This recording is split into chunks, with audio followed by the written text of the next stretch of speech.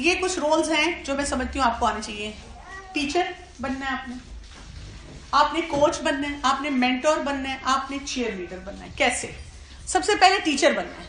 پہلے جو 7 سال ہیں آپ بچے کی پرائمری ایجوکیٹر ہیں. بچہ ماں پہ سب سے پہلے جاتا ہے. فرسٹ 7 ایئرز آپ اپنے بچے کو پراپر جیسے ٹیچر ایجوکیٹ کرتی ہے ویسے ایجوکیٹ کریں, سکھائیں خوب اچھے طریقے سے کانسیپٹ سے.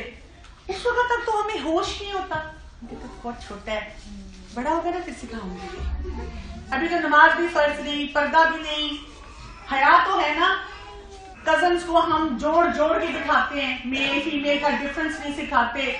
لباس اسٹڈی تھی کہ about 80% of brain develop by the age of 5 years, اور 5 سال تک آپ نے ان کی ویلیوز ان کو دے چکے ہوتے ہیں آپ, اور ایموشنل اسٹیبلٹی بھی اس وقت تک بچوں کے اندر ڈیولپ ہو چکی ہوتی ہے پہلے 5 سال میں.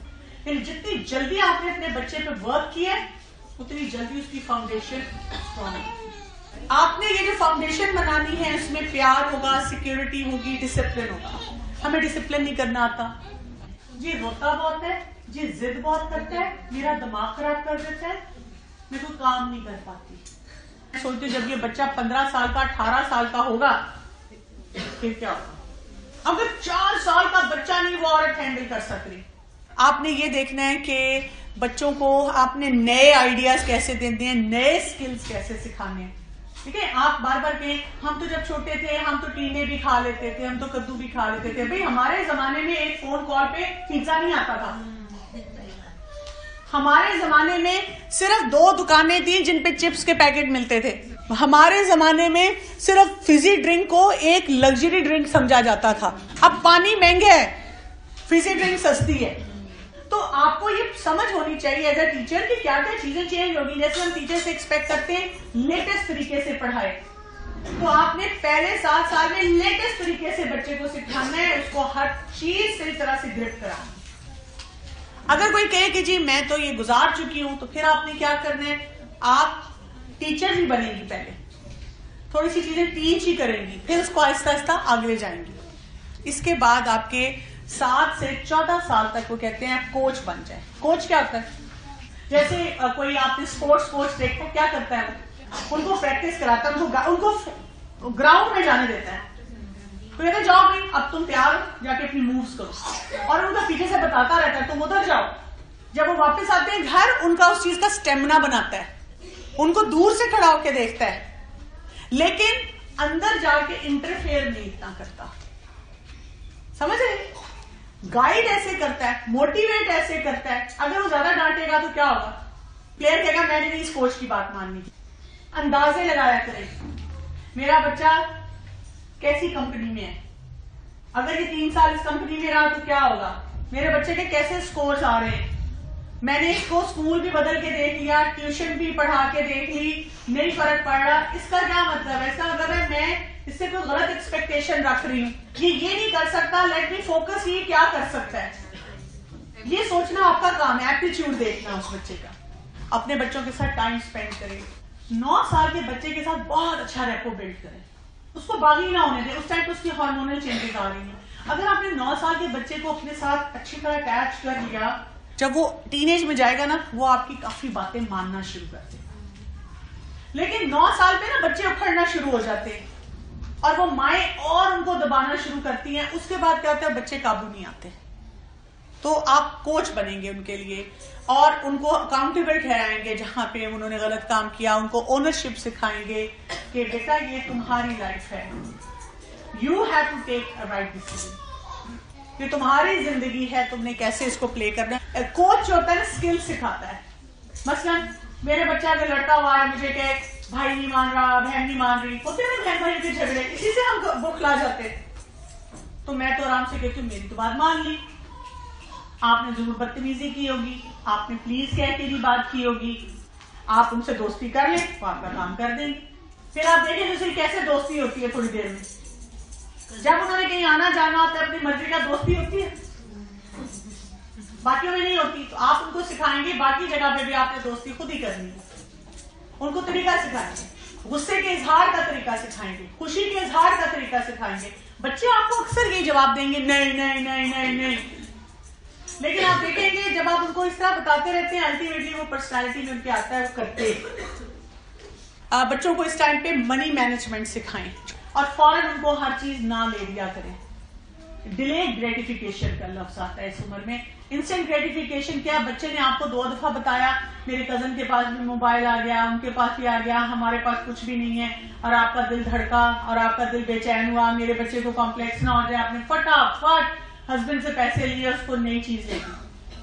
بالکل بھی نہیں، ایسی چیزوں پہ بالکل ترس نہیں کھانا، کوئی فرق نہیں پڑتا۔ بچوں کو وہ بیسک سن کے اسٹرانگ کریں، انسان کو انسان سمجھنا، یہ سکھائیں۔ پھر اس کے بعد نیکسٹ رول آ جاتا ہے، یہ جب بچے آپ کے ہائی اسکول میں جاتے ہیں، ٹین ایج میں آ جاتے ہیں، اب آپ مینٹور ہیں۔ مینٹور کیا ہوتے ہیں؟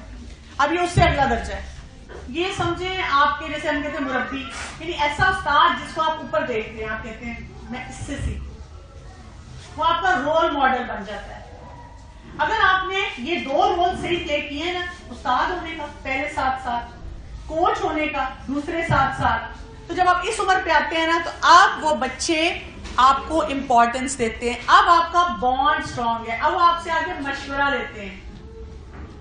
بچے کہتے ہیں اچھا اماں بتائیں وہ میرا فرینڈ یہ کہہ رہا ہے میں کیا کروں، اچھا ماما بتائیں یہ میرا سبجیکٹ نہیں اچھا ہو رہا، مجھ سے یہ پڑھا نہیں جا رہا، اس میں کیا کروں۔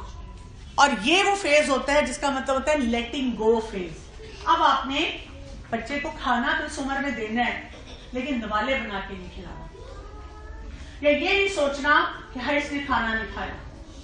پھر بچے اپنی آئیڈینٹی اب بنانا شروع کرتے ہیں، وہ آپ کے پاس آ کے مشورے بھی لیتے ہیں اگر آپ مینٹور ہیں، اور آپ ان کو صحیح مشورہ دیں، اور بچوں کی ان چیزوں کو انجوائے کریں، ان کو بار بار یہ نہ بتائیں ہمارا زمانہ کتنا اچھا تھا، آپ ان کو بتائیں ہر ایج کی ڈفرینٹ ریکوائرمنٹ ہے، اللہ تعالیٰ نے آپ کو اس ٹائم میں پیدا کیا۔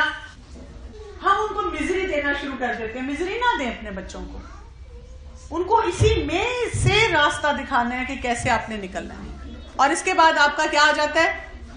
یہ چیئر لیڈر کہتے ہیں وہ جو کہ وہ بس تالیاں بجاتے رہتے ہیں۔ اب آپ کا بچہ 21 سال سے اوپر آیا، اب وہ انڈیپینڈنٹ لائف گزار رہا ہے، اب انہوں نے ڈسکور کر لیا وہ کیا ہے، اب ان کی نسلیں ہیں، اب آپ ان سب کو انجوائے کریں۔ اب آپ میں سے کچھ لوگ کہیں گے کہ میں تو شروع کا وقت گزار چکی، تو کیا کریں؟ جس عمر پہ ہیں اس رول کو صحیح کریں، اور جو پیچھے والا رول ہے اس میں سے کچھ پوائنٹس لیتے جائیں۔